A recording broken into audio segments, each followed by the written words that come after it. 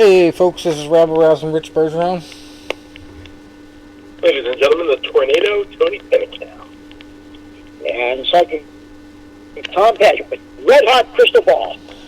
Yes, sir. Tom, we had a hunch last show, and we said, Moreno is probably going to get the job done. And I'll tell you, I wish I had kept that conviction in my MVP choice last weekend when that fight happened, because I made a mistake that I calculated afterwards. It cost me about $270 Ouch. on FanDuel. Ouch.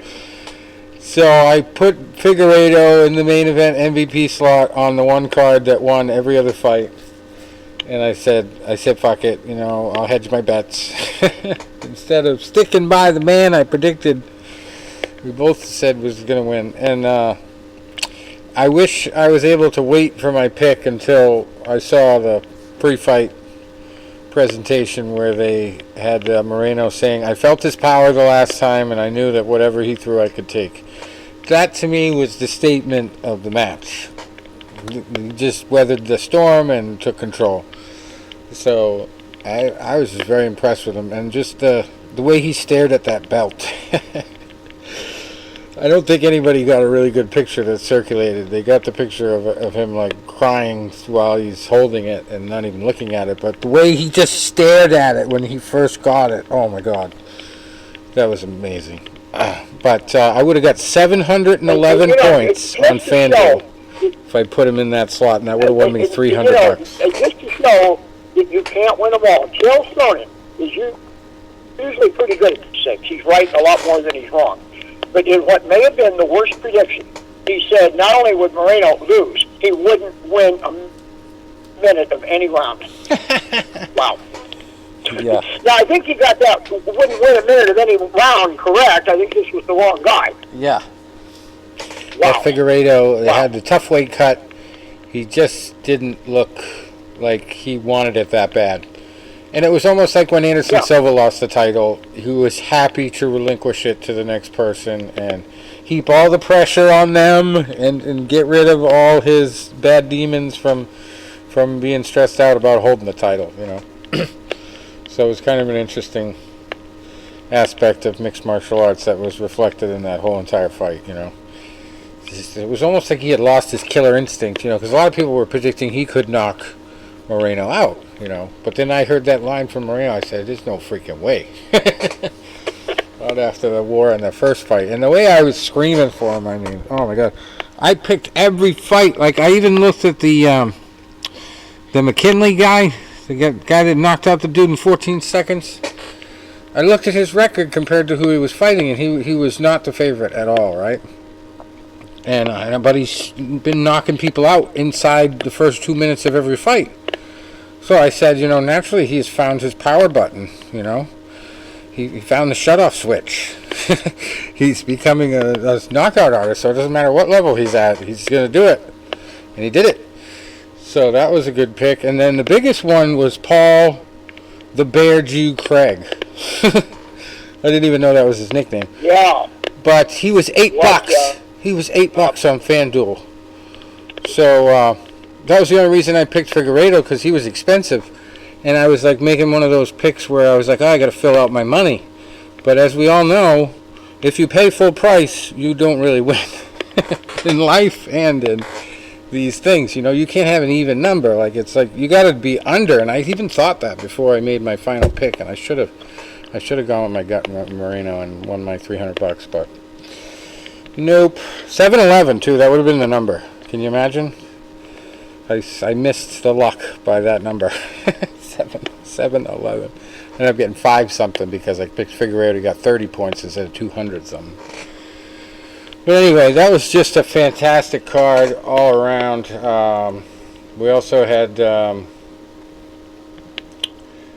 Israel Adesanya versus Marvin Vettori. Obviously, that went down as predicted. Pretty much a walkover for Israel. To the point where one time he gave him a reach around. he squeezed his ass cheek, like, and then he presented after the fight to be hurt at the last second. But the story of that one was Nate Diaz. Nate Diaz just totally sort of embarrassing himself, but at the same time giving the fans everything they wanted to see. And came close in the last. He gave me. Nate gave me laryngitis for a couple of days after that last minute. You know, I had him. I don't know how you seen it, Rich. Oh, I had him losing beautiful. every one of those first 24 minutes. Yeah. Every one of them. Yeah. It was bad. And then the last minute, and he just couldn't finish. He got too showboaty. And he didn't realize how hurt the guy was. You know, if he had waded right in and attacked, it could have been a different story. But he decided to point and laugh. With like 10 seconds left. You don't do that. So, anyway, but he got his money's worth of beatings anyway. He got all cut up and torn up and got some elbows. Unbelievable. Put on a show, that's for sure. Now, I had him and Demian Maia on my losing card. That actually doubled my pay-in money. Like, both cards were that good, the pay-in money. But somehow I got 2 losers on my worst card. And it was good enough to get some prize money. And then we had Lauren. My name is Lauren Murphy, beating my favorite female MMA fighter, Joanne Calderwood. And she got gypped so bad. She was one of those situations where I picked her, and she lost, but she scored more points than Lauren did with the win. So, I lost, but I didn't really lose that one. And Movsarluev, I had him on both cards because he was undefeated. And Hakeem gave him a little bit of a difficult fight, but he just has that technique where he just tucks his head right under your one arm and just wraps his legs around you and just holds you in one position where he can just score enough points to win the round. As he's been doing it a long time. I've been publishing stuff about him since we started covering M1 Global over there in Russia, so I know he's a badass dude. But Hakeem really didn't have any answer for it. He couldn't squeeze out of any of the holds, and he couldn't really do much on his feet when he was separated. So that's what happens. Bilal Muhammad did the job against Demian Maia. Leon Edwards, by the way, I think he showed a lot of people that he is just a really sharp fighter. Like he's very smart about what he does. He got baited in the end, but I mean, he's just really a complete fighter right now. Did not show much for weakness in that fight. We also had Brad Riddell. That was another mistake. I could have won it all if I had Brad Riddell on with all my other winners. But I decided Brad Riddell and Drew Dober were too close of a fight to pick on paper. So I said, no, I'm going to leave that one out. But, I probably would have picked Brad based on his record. Anyway, Eric Anders versus Darren Stewart. That was a unanimous decision win for Eric. And I did want to mention the first fight of the night was pretty decent. Carlos Felipe versus Jake Collier. And boy, Felipe didn't make it pretty, but he got the job done, a split decision, and he was one of my picks too, so it was good to start off the night with a win there. Anyway, I did not do so well in the next week's UFC last weekend.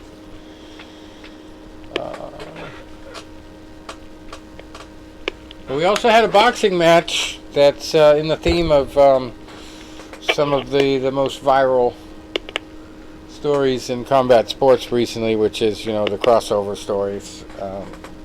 And we had Anderson Silva win one for the MMA team. And it's a story of, I don't know if it was how good Anderson Silva was or how bad Julio Cesar Chavez Jr. was. I believe he came in overweight. Junior missed weight. Yes, he missed weight. Junior missed weight. What does that tell you guys? Right there, I knew. Well, you know what, Tom? It was one of the things, like, when I heard that he had missed weight, and there was a lot of, stuff, storming out on social media and people saying that, and here was my comment on it. He could fight at heavyweight and still miss weight. we had a guy. This is what he reminds me of. And I saw him for the first time in years, a couple years ago. When I got to Lock Haven, this guy that was on the Lock Haven boxing team was already a national champion and a runner-up. His freshman year, he fought at 119. Had a hard time making weight. The next year, he bumped up to 125. Still had a hard time making weight. The next year, which was my freshman year, and we were on the team together, he fought at 132. And I still remember him in the sauna the morning of the weigh-in. It was like, they were saying, like, the year before I had gotten there, when he was in the regionals, he had a walkover. All he had to do was step on the scale and have it hit 125 or less, and he was in, right? So he decided he was a couple pounds over the night before, and he goes, well, maybe if I drink a six-pack of beer, I'll piss a lot, piss weight out. When he woke up the next morning, he was like 4 pounds heavier than what he went to bed at. And then he really had to kill himself in the sauna. But it reminds me of that. Like, Chavez is a guy that no matter what, like, he'll never make weight. Yeah. And, he doesn't prepare. And they were, like, talking about, his father. And, like, his father, like, has to be embarrassed. Now, his father did an exhibition over the weekend. He was, by both of his sons. Both of his sons were on the card. He said afterwards, these guys should prepare more. Well, I mean, I didn't see any of the card, but I did see the one clip where after for the Chavez fight, where he invited Canelo Alvarez to come into his corner, and it's like, this is a guy that kicked your son's ass a couple years ago, and like, you're like, yeah, you go away, Canelo, what's up, baby? Because Canelo's brother Ramon fought the other brother, Omar Chavez. That's why. And I say this before, and I was telling somebody else again over the weekend. A few years ago, when Canelo fought Chavez Jr., I'm glad I didn't order the fight. The fight was not entertaining. It was not competitive. It was on pay-per-view. But I was on Facebook, and somebody was streaming it Facebook Live. So I just watched on my phone. And what made it better was the fact that the guys that were showing it through Facebook Live were providing their own commentary. Mm-hmm. And that was the best part of it. Because they were sitting there saying, like, man, this boy, look at his father over there. Look at his father. His father's like, man, that ain't my son. He goes, I'm getting a paternity test when this fight's over. That's awesome. Well, I don't know, Rich, did you see that fight? Tony, you didn't, but did you see I saw flashes of it. And, okay, well, I watched the whole thing. Awesome. And I would say the first round was close, but considering it was in Mexico, I really have no problem with Junior getting it. Yeah. Anderson got the second pretty easy, and I give Junior the third round. And from then on, Anderson got into that rhythm where he was leading the dance completely, and Junior had no answer. I don't know what his strategy was, but Anderson, you remember in his prime, how he would just stand in front of the opponent, that shimmy stuff, and then and the opponent would be mesmerized by him. Yeah. And I knew after the sixth round, Junior's corner is screaming at him, we're losing, do something.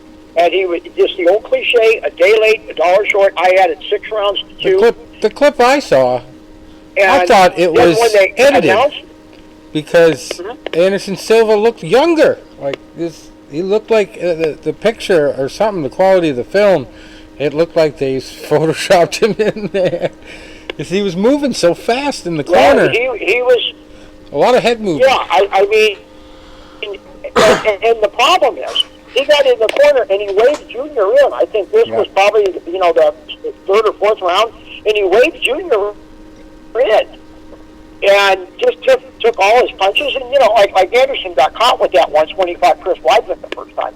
Mm-hmm. But he'd done that quite a bit, and he was doing it again, and Junior had no answer. And the fact that one of those judges had Junior winning the fight, and then the other two had it, much closer than it should have been. But at least the right guy won. Yeah. So. Yeah, that was an interesting one. And then I'd never heard anything about how Julio Cesar Chavez Sr. did in his exhibition with Hector Camacho Jr. I don't know why that wasn't I know with that reported. one, I know they were wearing headgear. Yeah. Because I just saw the clip when Mello into his corner. Well, I guess Julio, I went to bed. Thank God that was the main event. I didn't have to watch it. But, Hector Camacho Jr. gave a fun interview before. They were asking, well, if your dad were here, what would he say? And he said, oh, God, kick his ass, But, I guess that was just somewhat of an exhibition. But, and also with Anderson, he was landing hooks. I mean, he was landing uppercuts from long range. It was just, again, it's just, you don't know what Junior's problems are. I mean, unless Anderson just got a stroke of lightning or something. What happened? Here's what I think He reversed the curse from Logan Paul. He took a page out of Logan Paul's book and said, I'm going to pick a struggling boxer to make my crossover, And it happens. And it's like... Well, I don't know, Tony. What do you think? Well, here's what I think is with Chavez. He came up highly touted as the son of a legend. And early in his career, he looked to be a pretty good fighter. Maybe he wasn't as dynamic as his father, but hey, his father was one of the best ever, especially in his prime. That's a lot to live up to, That would be taken like someone like, for argument's sake, Greg Maddox, maybe one of the best pitchers to ever lace him up, right? And Greg Maddox's son goes out there, and Greg Maddox, obviously he's got the name, so maybe he gets a little bit more publicity than maybe he's, accomplished. But, trying to be in that shadow, it's like every time he has a bad outing. Well, your father never got lit up like that. And your father never gave up a grand slam like that. Your father never walked two batters in a row like that. And then you grew up thinking that, you get by on your natural, talent, and that natural genetics, and, maybe you don't put the effort in. Like, hey, you can tell Chavez Jr. has some skill to him. He has some athleticism to him, but maybe he was never hungry like his father. We were talking the other day, about an NFL player that was a first-round draft pick, and he had an okay first year, mediocre for a first-round draft pick standard, and then he got hurt in his second year, and now they're thinking they're calling him a bust already. And they said, like, he's coming to mini camp, and he's, really bulked up, he's put a lot of work in, and he was an eye-opener in mini camp. And I remember saying, just like the one guy from the Eagles said a few years ago, he goes, hungry dogs will run faster because they're hungry. They have that desire to run faster, because if they don't eat. So a guy like Julio Cesar Chavez Jr., he grew up in Culiacán, Mexico, which is, not the, best area in the world. He grew up, in impoverished. He was a hungry dog. He had to run faster. He had to train harder. He had to fight harder. His son basically grew up watching guys open his father's beer cans because his father was a legend. He didn't have to run faster. He didn't have to, fight harder. So maybe that natural ability he had, maybe that got him through a a long time, but now is, run out. Well then, what did you, did Teddy Atlas possess you before tonight's show? That's the Teddy Atlas analogy right there. The hungry dog. Is that what Teddy said? No, but it sounds like something he would say. Because if you're comparing me to a legend like that, okay, because you know what, I take that as a very high compliment because Teddy Atlas is an obvious legend. Yeah. So the fact that you're even putting my name even remotely close to his, I'll take. Great. That is a great analogy. Teddy would use something like that. Right. Yeah, good point. My favorite one of his was And part of the reason when he was talking about. I wanted to use that 100 dogs run faster line is the one guy that plays for the Eagles said that at the parade a couple years ago about being an underdog, and my nephew happened to meet him the other day. Sweet. So Anyway, speaking of underdogs.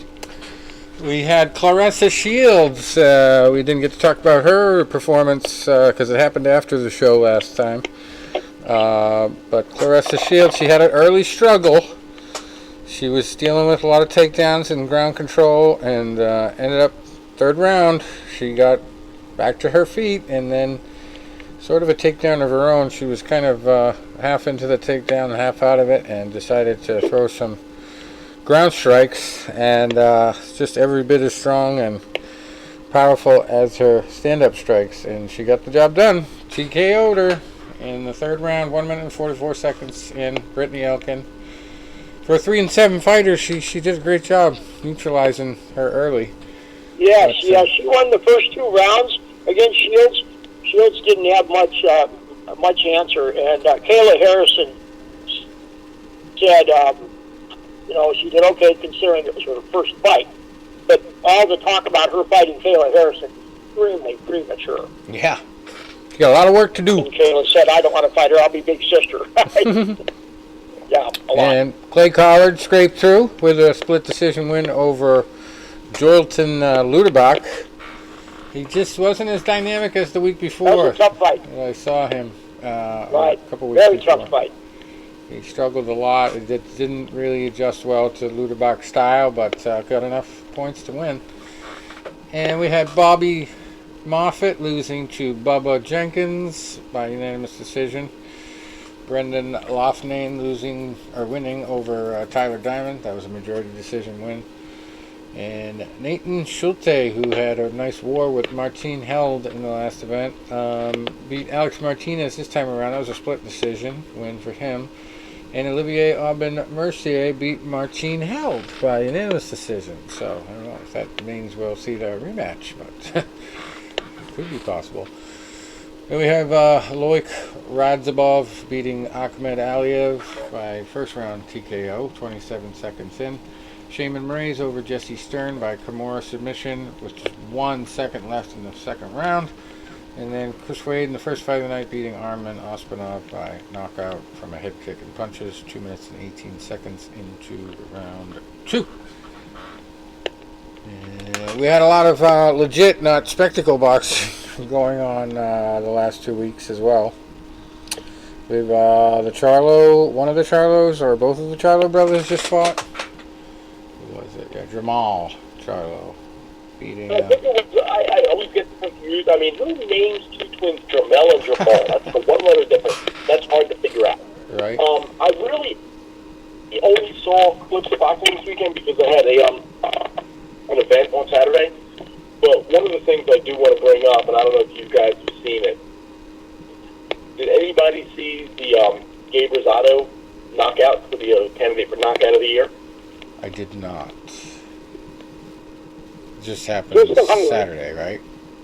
What'd you think of the knockout, Tom? Wow. Wow. Yeah. And on the money. You know what's funny? It's and like I said, I've known Gabe. I've been covering his fights since before I was even the co-host. I've been covering his fights since 2007 when I first started covering fights for you guys. And I was at his first loss, which was at the National Guard Armory fight, the 6-rounder. And the first round, he came out and he was really tuning this kid up. This kid, I think, is from Gane. He was tuning him up, right? And then the crowd was getting into it, and he lost his game plan. And he went into a firefight, and he got hit. He rocked pretty good, and his eyes swelled shut. And then the other guy, really roughed him up for the last 5 rounds and won a decision.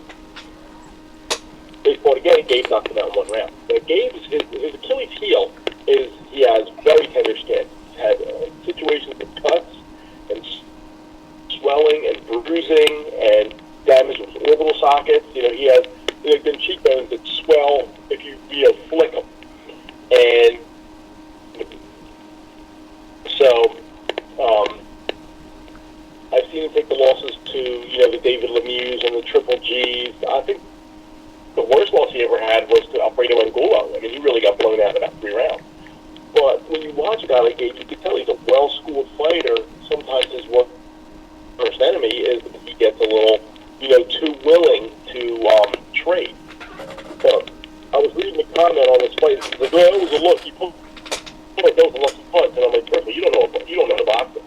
Because if you know boxing, you can see that he was setting a trap. And he was stepping back and letting the guy come in. Stepping back, letting the guy come in. The guy was coming in with a very wide stance. Where you can't move very quickly when the person and then comes back to you. And he drew him in, and then he drew that line in the sand, and once the guy crossed it, he overhand right and knocked out. Wow. Yeah, I probably will butcher the guy's name, but it's Bektamir Melikuziev. Yeah. Rosado got knocked out by... Rosado knocked out. We also had Marlon Esparza beating Ibeth Zamora Silva on Saturday. Let's see, Isaac Dogbo beating Adam Lopez. That was a fight I actually did catch a little bit of, a couple rounds. And Dogbo looks good. He's got a new trainer. I think he left his father. His father was training him, so I guess that relationship didn't work out that well. And they were talking about that. Dogbo was doing good. Went to a new In trainer. his career, the world title, I was at that fight in Philadelphia, but his father let him take a lot of punishment in those 2 back-to-back losses. Yeah. When he lost the title and then in the rematch. And even my dad said, this guy should not be his trainer. Well, he figured it out. Some never do, but anyway. Felix Sturm also Saturday getting a win over James Kraft. Blair Cobbs over Brad Solomon. And Jamal with an A. Jamal Charlo beating Juan Macias Montiel. And also the sniper, we talked about this fight. Jose Pedraza, I got to see a little bit of this one too, over Julian Rodriguez. That was kind of a rough fight in the beginning stages, but Pedraza just took control later and won that one. And Shakur Stevenson over Jeremiah Nakatila. And this week, let's see, what's it? Vasily Lomachenko is in action against some guy whose name I'm also probably going to butcher. The Erickson Lubin fight. Let's see. Another Julio Cesar, but not Chavez Martinez fighting.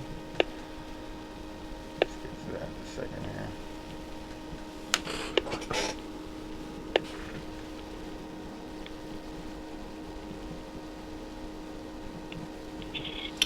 Oh, also, I wanted to mention something while we're waiting for this to load up for Saturday's schedule for boxing. These last couple MMA fights I've watched with the audiences in the building, boy, are they ruthless. And I've been hearing a lot of stories about flights and unruly passengers. And I think it might be connected to a new phenomenon. It's kind of like when you, if you live in a snowy climate, which I think we all do. We've seen snow in our climate, all of us. And, if you have a long summer and a long Indian summer, and it's not a lot of snow until very late in the year, you get those people that are driving for the first time in snow, and it's like they've forgotten how to drive in snow. And you'll see them scattered throughout the breakdown lanes and smashed into the guardrails, blocking traffic, causing ruckuses, all that stuff.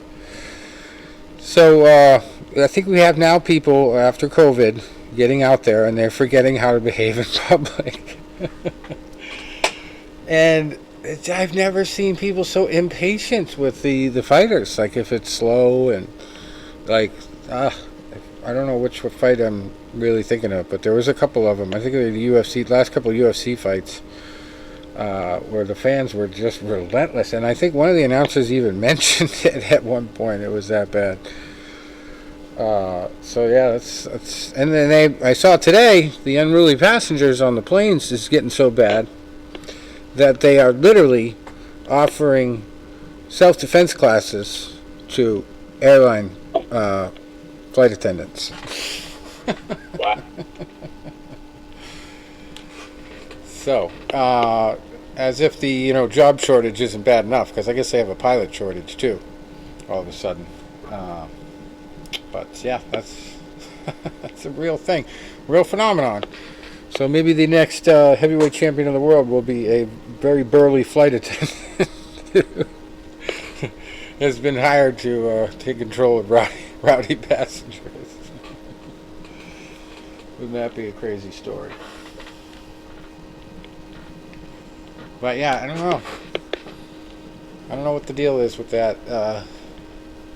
I guess it's just that, maybe just people they had cabin fever at one point, and they have to let it loose, they have to let all that frustration loose from being cooped up in the house.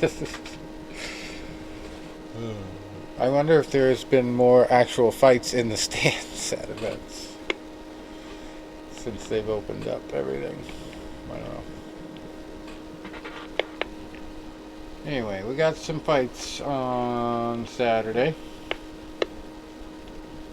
Oh, another one I wanted to mention that was Paul Gallen. It's a heavyweight from Australia or New Zealand.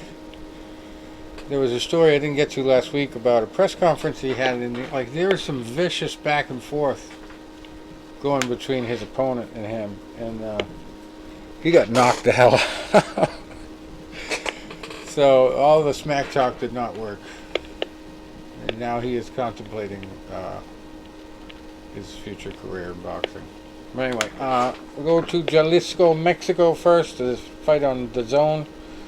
Julio Cesar Martinez, 17-1, against Joel Cordova, who is 12-4-2 for the WBC World Flyweight title. And then we have Daniel Matalon, light flyweight, 11-0-2, fighting Jose Argumedo, 24-4-1 for the WBA Interim World Light Flyweight title. And another decent one. Not a Julio Cesar, but a Duran. Christian Alan Gomez Duran at welterweight. He's 20 wins, 2 losses, 1 draw is his record.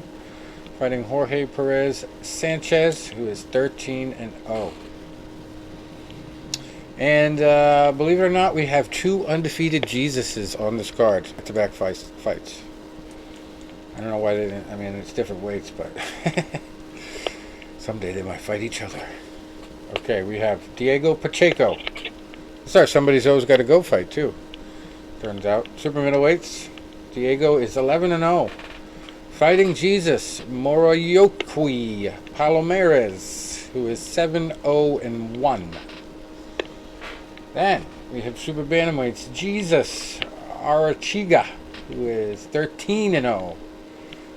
Fighting Jose Daniel Rojas Romero, who is 8-6-2, and when you have 4 names and one of them's not Jesus, you got problems. So anyway, yeah, that's that card. Four Hispanic names, I should say, because if you got 4 American names, it's different. All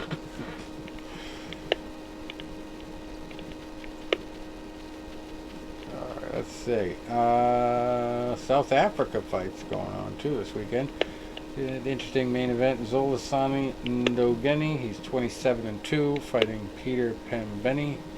Super lightweights here. It's 16-4-3. It's Pambeni.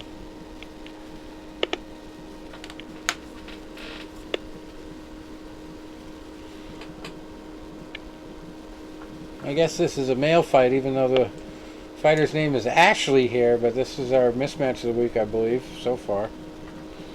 Ashley Sexton at featherweight, fighting Jose Aguilar. Ashley is 16-2-2. Aguilar is 16-78-5. Lost all 6 of his last 6, I should say. Okay, then we got Keenan Carbajal. I wonder if he's related to the other famous Carbajals in boxing. He's a featherweight here in Phoenix, Arizona. 21-2-1, fighting Carlos Jorge Luis Sardinez. Also another four-name Hispanic name. One of them's not Jesus. But there is a Jesus on the card.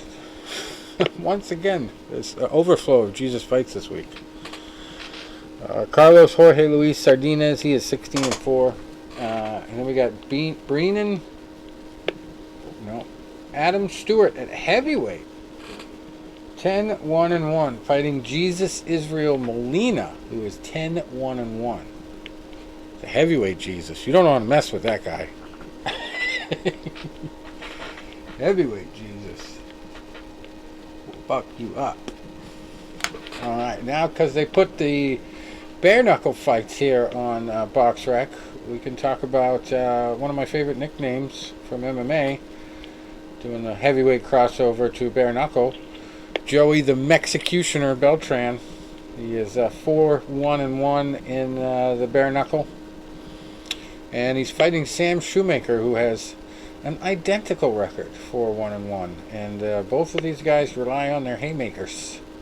Shoemaker's haymakers. He is a very powerful guy. They both got a little bit of a belly on them for heavyweights. They're not the most athletic looking guys, but they know how to throw down on 2 feet, and that's going to be a pretty interesting one. And then we got a couple guys. I know one of them, Palomino, is from MMA circles. He is 3-0 in the bare knuckle, and he's fighting Tyler Goodjohn, who's also 3-0 at super welterweight. So that ought to be a decent one. And I guess these two girls are female. Pearl Gonzalez in her debut against Teresa Sagala, who is 0-1-0. Nothing really too crazy that screams out, except for this one. Also heavyweights, undefeated fighters. Hector Lombard had some struggle late in the UFC in his career, and so now he's doing the bare knuckle. He's 2-0 at heavyweight, fighting none other than Joe Diesel Riggs, who is 3-0 with 1 draw. And I saw a couple of his early bare knuckle fights, and fought some really tough dudes. So that is not a cheap record right there. And the big one is on Showtime this Saturday. Mario Barrios, 26-0, fighting Gervonta Davis, who is 24-0. And that one is for the World Boxing Association World Super Lightweight title from Atlanta, Georgia there. Also a very decent undercard. I think Barrios has got, a shot in that fight, but I mean, you gotta favor Tank. You have to. Yeah. Yeah, trains with Mayweather, and out there in Vegas. Barrios, so it's both of them are undefeated. Barrios has a couple more wins, but this is definitely going to be a styles make fights type of matchup. It's going to go deep, I would think. I don't think at super lightweight we're going to have a good chance of getting a lot of knockouts, or any knockdowns, I should say. Because I mean, Tank's got that devastating one-punch power. So, when you get two guys that are undefeated, you don't know what happens when one of them is falling behind in the cards, or one of them is, taking a beating and that. So, one of them could be falling behind, leave himself open, or he could start falling behind and fall to pieces. You've seen that before, where a fighter, the first time that they're ever, losing a fight, they don't know how to react. True. And we got a nice co-main event. Erickson Lubin, 23-1 at super welterweight, fighting Jason Rosario, who is got 20 wins, 2 losses, and 1 draw. And that one is for the World Boxing Council Silver Super Welterweight title. And this one kind of sounds like a mismatch here, but Batir Akhmedov, who's only 8-1, fighting Alginis Mendez, who's 25-6-3.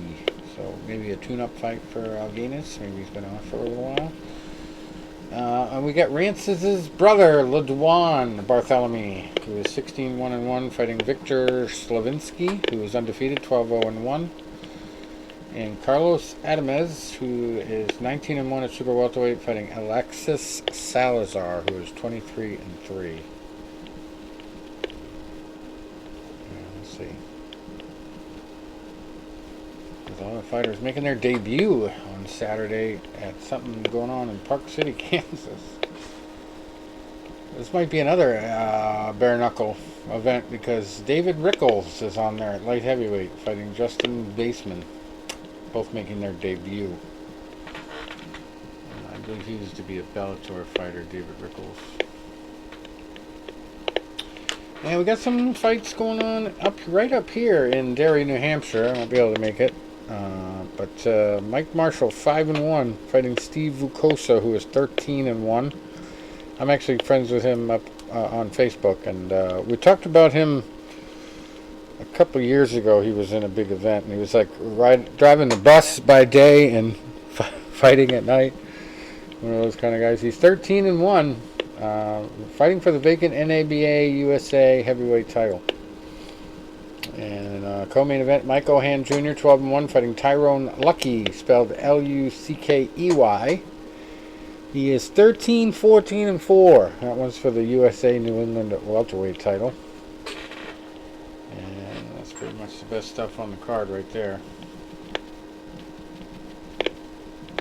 And we got Lomachenko's fight. I don't know where we're going to be able to see this on TV, but it's going to be in Vegas, so I don't understand why it's not showing a major network. But I'm sure we'll find some clips of it somewhere. It's a good one. Vasily is 14-2, fighting Masayoshi Nakatani, who is 19-1. And great fight supporting this one. We got Zanabek Alabek Anuli, who is 9-0, fighting Rob Brandt, who is 26-2. We got Cecil McCalla, 23-4, fighting Giovanni Santalan, who is undefeated, 26-0. 26-0.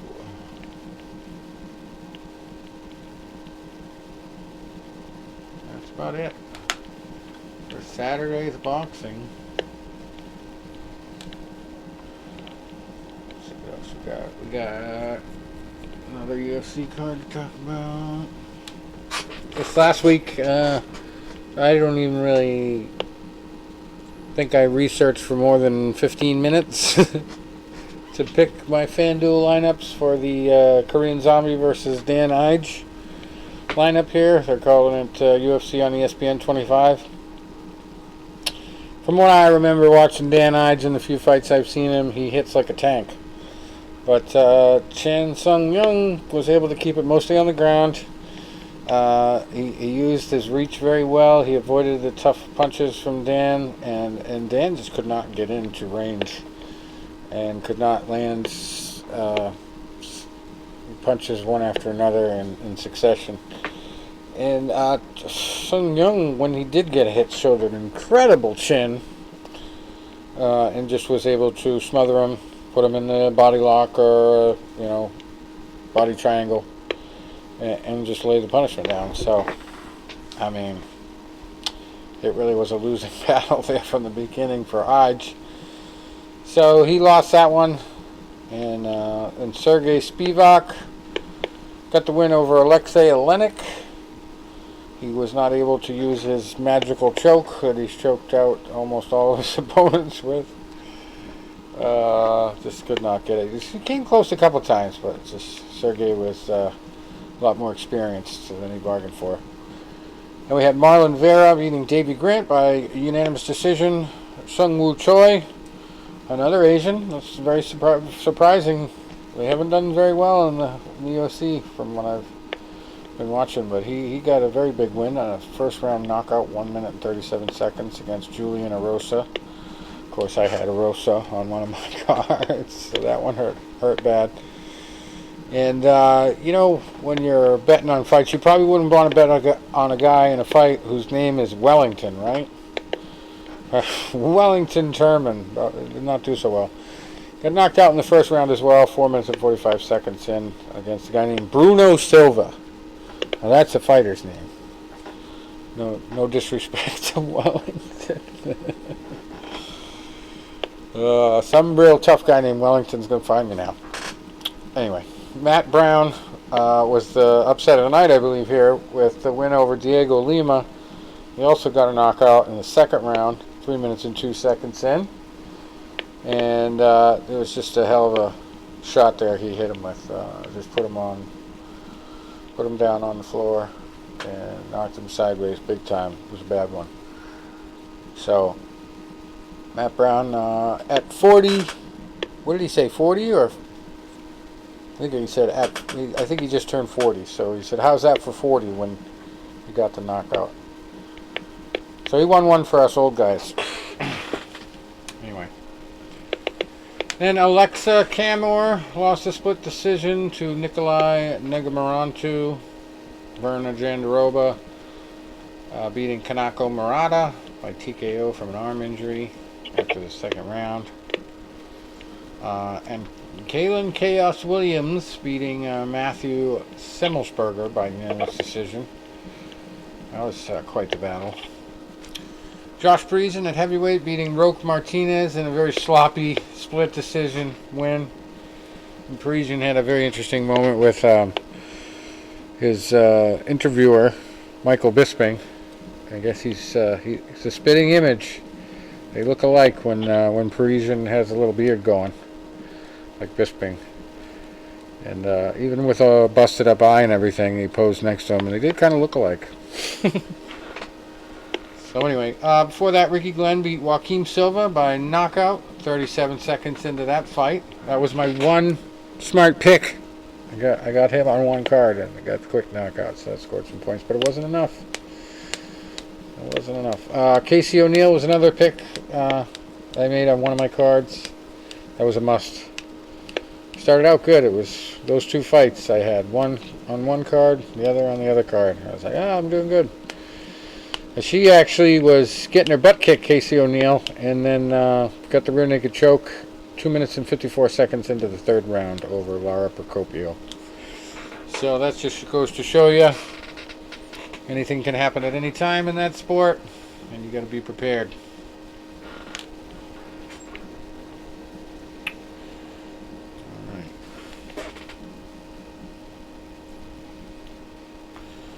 We had a couple stories this week of some boxers getting disqualified. This one got disqualified for repeatedly stomping on his opponent's head. In Bolivia, he appeared to be on the brink of being stopped by Pedro Tabarez when the shocking incident took place. The fight was finely poised, they say, at first, until Tabarez began to assert his dominance and take control of the contest. Halfway through the sixth round, the red mist descended on the Bolivian, and he delivered some brutal ground and pound to the head of his downed opponent. Well, this must have been an MMA fight. The referee quickly raced in to call a stop to the contest and pulled Tabarez away from his prone body of his opponent as the debutant tried his best to separate his head from his shoulders.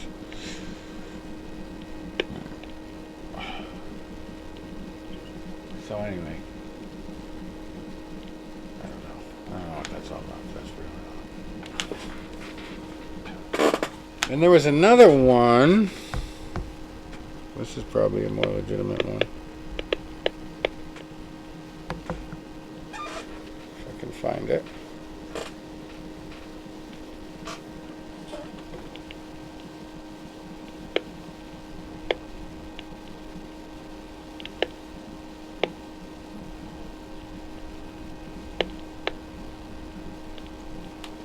While we're waiting for that, I guess, let's see. I don't know if you're going to miss him that much, Tony, but David Arquette has announced his retirement from professional wrestling. I know you're going to be sad. Oh, no. The 1999 WCW heavyweight champion? One of the worst embarrassments of all time? No, not him. But you know what? Do you know who he was teamed with back then? Who's that? Our good friend Diamond Dallas Page. Aha. Well then. All right. So, still rocking my yoga, you know. In fact, I sent a, photo, and I was like, and he responded on it. Well, this one, here's another story of a fighter being foul. This one happened before the bell. Story from June 17th here. Boxer Andrei Mikhailovich got punched in the stomach by his rival before the bell. What's the story here? It was between New Zealand duo Andrei Mikhailov and Alex Hahn. Got off to one of the craziest starts we've seen. Before the opening bell rang, Hahn punched his opponent in the gut after the referee asked him to touch gloves following an intense face-off. But the other fighter did not react. So, I guess he'd done his sit-ups before the fight. Here's one from the tainted supplement circles. You know, that's a big excuse for a lot of these fighters that get popped for performance-enhancing substances. Well, the big name Yoel Romero filed a big lawsuit over this against a company called Gold Star Performance Products. And he won a huge $27.45 million in damages initially. Now they've cut that down. He had to fight through appeals and all sorts of other stuff. So they basically were able to somehow get that to be deemed excessive. And all it says is he will receive less than the $27.45 million awarded, but it doesn't really say how much less.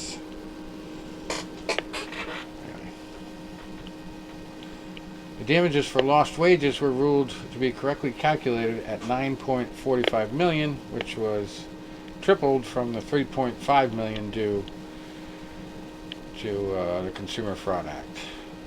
Sometimes they call it treble damages. It triples your damages because of a certain statute or act. 44 years old. He is currently signed to the light heavyweight division in Bellator, and he is yet to debut with the promotion after he did not clear medical testing back in May. So anyway, he still wins, we just don't know how big he wins, basically. That's what's going on there. Well then, just watched the Red Sox player catch the ball after tripping over a chair. The ball boy had set up a folding chair. It almost turned into a wrestling match.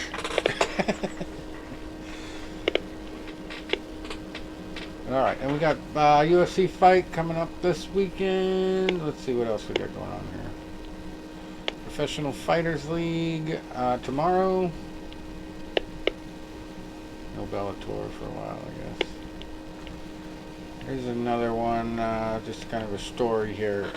Combate Mixed Martial Arts. It's kind of more like a Hispanic type promotion. just brings together a lot of the Latino fighters and all mixed martial arts stuff. And they've been bouncing around with different TV partners. We've been actually putting out press releases for them for a few years. Combate Americas. They're coming to Paramount Plus now and CBS Sports. So signed a big deal there, and that's going to be taking effect soon. So you'll be able to see a lot of fights on ESPN, a lot of fights on all these other networks we got going on.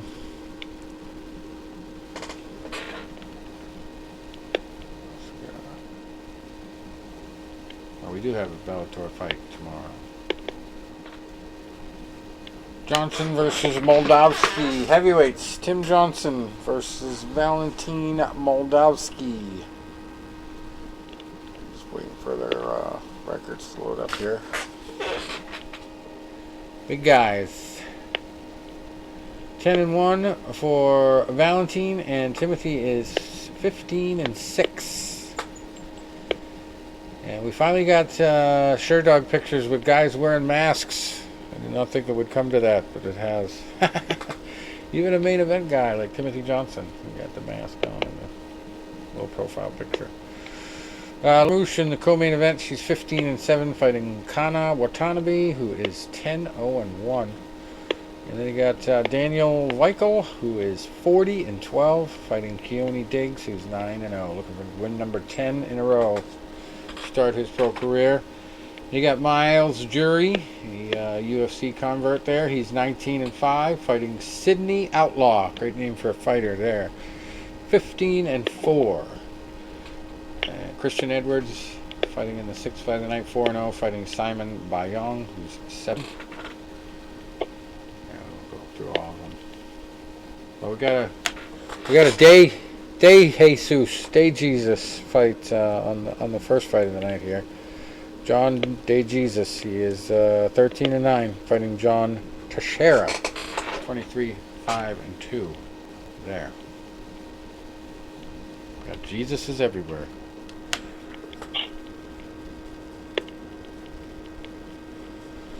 Okay, now the next Professional Fighters League event normally would be happening tonight. I don't know why they didn't have it on a Thursday this week, but it's going to be tomorrow night from Ocean City Casino Resort in Atlantic City. And we've got the other Pettis in action now instead of Sergio. We've got Anthony, who is 24-11, fighting Raush Manfio, who is 12-3. On the main event is Kayla Harrison, undefeated at 9-0, fighting Cindy Dandois, who is 16-6. Then the rest of the undercard, Lance Palmer, 22-4, fighting Mavlid Kaibulayev, who is 16-0-1. Dennis Goltsov, 26-6, fighting Brandon Sales, who's 6-1. Bruno Henrique Capoloza, 11-4, fighting Mohamed Daris, who is 8-3. We got Larissa Pacheco, 14-4, fighting Helena Kolesnik, who's 5-3. Chandler Cole, 8-2, fighting Ante Delia, who is 17-4. Gina Fabian, 3-1, against Julia Pajic, who is also 3-1. Heenan Ferreira, who is 6-2, fighting Carl Sumatufa, who is 12-12. And then we got Taylor Guardado, 1-1, against Laura Sanchez, also 1-1. And a lot of female fighter experience here. Second fight of the night, Caitlin Young, 12-10, with one draw, fighting Mariana Moraes, who is 16-11. And we got Clidson Abreu in the first fight, 15-4, fighting Jamel Jones, who is 10-6.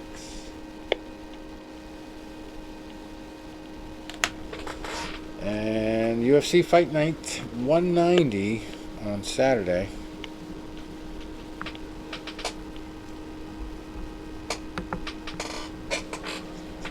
And we've got in the main event, Cyril Gane. He is 8-0. Did not impress me in his last fight at all. Was just pitter-pattering most of the whole damn thing. Now he's fighting Alexander Volkov, 33-8. And we'll see what happens. Volkov throws a lot of good kicks. He's I think he prefers to be on the feet. Gane was also pretty much 90% of the time on the feet the last time. Was able to kind of outmuscle his opponent. There was a lot of boos in that last one. Then we've got another heavyweight fight in the co-main event. Tanner Boser, 19-8 with 1 draw, fighting Ovens St. Pro, who is 25-15. Raoni Barcelos, 16-1, fighting Timur Valiev, who's 17-2. And this is a journeyman fight here. In the 10th fight of the night, Andre Fili, 21-8, fighting Daniel Pineda, who is 27-14. A lot of experience there. And even more with this guy alone. Tim Means, 31 wins, 12 losses, 1 draw, fighting Nicholas Dalby, 19-3-1. You'd think this was a boxing card I was reading of these guys. Renato Carneiro, also on the card, 14-4-1, fighting Jai Herbert, who was 10-2.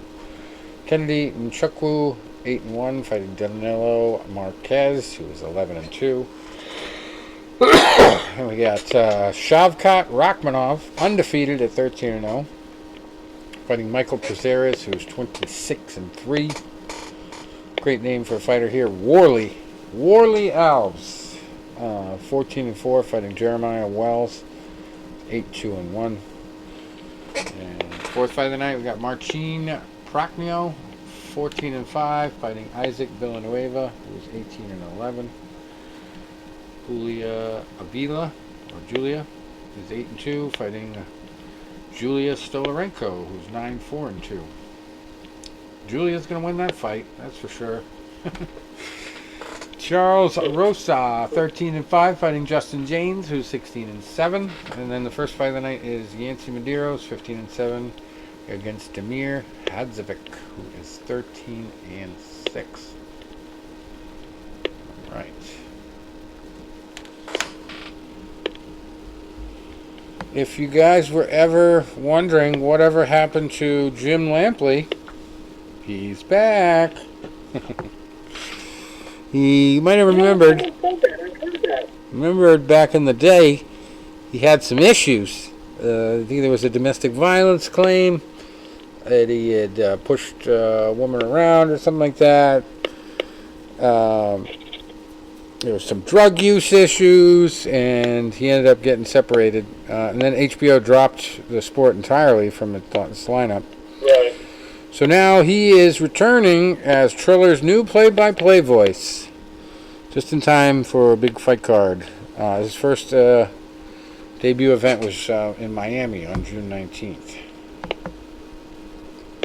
Just in case you missed him. Now you get to watch him anytime there's a Logan Paul fight. Jake Paul signed up with Showtime now. I don't think Logan can do any more with Triller. Let's see what else we got. I always liked Jim Lampley. I never had an issue with him. Here's one from boxing. We're going to see another crossover fight. Oscar De La Hoya has announced that he's going to fight UFC's Vitor Belfort. Taking another page out of the Logan Paul handbook of opponent picking. Oscar's going to target a sort of washed up guy here, Belfort. Unless he's allowed to do the TRT, I don't know. I don't know how much he's got left in the tank. He has not looked the best in his recent MMA performances. That's the plan. A few months ago, I think I remember reading about Oscar De La Hoya wanting to take on all the big boys of boxing. Wanting to start right away with, like, title fights. Now, not so much. Yeah. It's like, wasn't he supposed to, I don't know, a week? Whatever happened to that? What was that? Whatever happened to that De La Hoya supposed to be fighting? Yeah. Well, now he's supposed to be fighting Vitor Belfort. We don't know when. There's no set schedule yet, but... Yeah, it was supposed to be July 3rd. Yep. It was like, you never heard nothing else. Probably had to be postponed because he had to piss clean. And he was on 7 different drugs in that event. Yeah, I guess you're right. Who knows? In case you were wondering... their beef is go ahead. getting worse, by the way. Canelo and who? De La Hoya. Oh. Like, De La Hoya called Canelo basically a club fighter like Ricardo Mayorga. That's a low blow. That's funny. I like that. In case you were wondering, which you probably weren't, Lamar Odom unsurprisingly beat the crap out of Aaron Carter in a celebrity boxing match.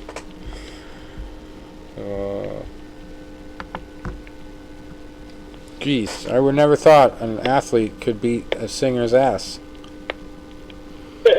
Good thing they didn't start the UFC on that premise, right? I know, it's like, when I saw that was signed for the celebrity boxing, I was like, was it Aaron Carter? Yeah. Which Carter was it? I get him confused. Aaron. Yeah, I'm looking at it, I'm like, I can't really see him beating, a professional athlete, I couldn't see it. Like, you've got a Stinger, and he's like fighting a NBA player that has a tremendous amount of height and reach over him. Like, you can see him even in the stare downs, and I'm like, they're gonna have a hard time, just with that reach.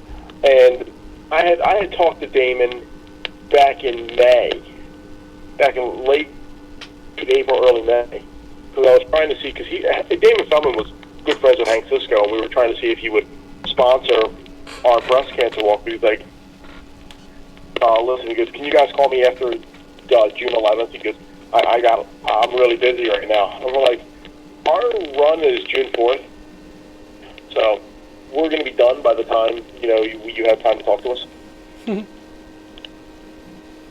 Well then.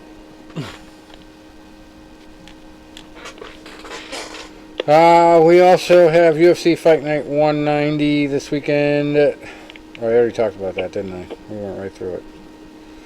I'm like wondering why I shut that window down. Alright. Broken record. Alright, I think we got one more story here. Mixed martial arts company won't go down without a fight. Highbury Media, the largest independent media owner in South Africa, with titles like Getaway, Car, Women in Home and Garden and Home on its roster, as well as a large brand development and digital media operation, has applied for the liquidation of Extreme Fighting Championship, citing unpaid debts and breach of contractual obligations. And this company, the fight company, has responded with an elbow strike of its own, arguing that there is no debt to be repaid, and hence it will defend the application. So there's like a media company against the people that are buying advertising. I don't know what the differences are between American law and South African law, but I would guess that it's quite different.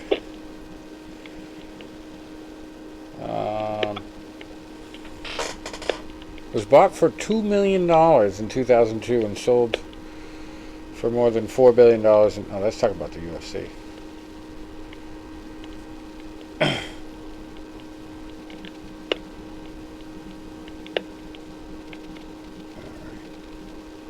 Trying to find out the details here. Okay. The company is cash-strapped, though. To shore up its finances, EFC has launched a share offer, hoping to raise about $26 million by selling 20% of the business to investors, fighters, and spectators, off a little-known fractional asset marketplace called Stack Assets. Well, that sounds pretty good. Investors are not presented with any financial history, and future forecasts seem optimistic. Meanwhile, this Highbury company is pursuing the liquidation of EFC to stop others from transacting with the company. There is nothing there. When a company can no longer pay creditors, they need to stop trading or close, Ferguson says. Anyway. Quite an interesting battle there between the media and the fight company. I've seen a couple UFC things on late night. Some of the sports channels have them. I believe they use a circular cage. It's kind of, they do have some pretty decent fights from what I've seen. Anyway, I believe that's all we have for this week. I've run out of material. Thought it would go longer with 2 weeks, but wow, I guess we packed a lot into an hour. Well, to let you guys know this, to end on a humorous note, because that's what I did. I got an email from the guy, and I never knew his name when I met him this year. He's one manager down at Hulk Hogan's Beach Shop. Then I come to find out his name is Rod, which is fine. A lot of good people are named Rod. But then to find out his last name is Howard. So yes, I got an email from Obi, and or Richie Cunningham, whatever one you want to refer to him as. Nice. But Richie Cunningham told me that I asked him. I said, "Listen, would you be making replicas of the Thunder Lips cape? Because as I said to you when I was down there 2 months ago, I'd really like to get one to do this Rocky run in November." And he goes, "Well, no." He goes, "But basically, they're not making. I'll tell you how to make one." And then I started thinking. I looked at the cape, and I'm like, really all I got to do is get like a regular red cape. I started looking at them on Amazon, which they're about $13. And I got to just get out like those little letters that you can buy at Michael's or Walmart or whatever in silver to spell out Thunder Lips, the ultimate male. And then I got to get some material, silver material, and cut out a big ass the lips and glue them on, and then put some little pom poms on them or whatever he had on there. Well, tassels. And I got me a Thunder Lips cape they're running. Nice. Get me a white fedora. Yeah. Rich, they say there are some people in this world that suffer from brain damage. I enjoy every single second of it. I'm actually reading an article right now on the latest Ring magazine. I'll have to, maybe find the online copies. 2 really interesting articles in the magazine I got last week. One was talking about the career and the post-career of Mickey Ward, and they were talking about how Mickey has actually agreed to donate his brain after his death, brain and part of his spine to be studied. And he says right now something similar that I have. Now Mickey obviously boxed a lot longer than I did, and he sparred a lot more than I did. If you go back, that second Gotti fight was probably the roughest on him. Yeah. I've heard from inside sources that we both know that Mickey Ward is basically, kind of like running on empty these days. Just not living a clean life, you know what I mean?